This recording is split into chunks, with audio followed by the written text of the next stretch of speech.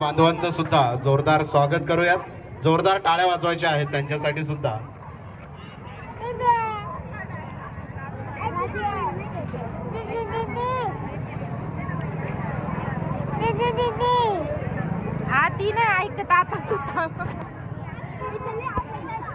आपले जे सर्व शिक्षक मंडळी आहेत त्यांनी विद्यार्थ्यांच्याकडे लक्ष द्यायचे, बसून ठेवायचं आहे. कोणालाही बाहेर इतरत्र जाण्यास लगेच परवानगी द्यायची नाहीये. सर्व बाजूने सर्वत्र उभे राहत. हा इकडच्या साईडची लुकडी लुकडी नाही का.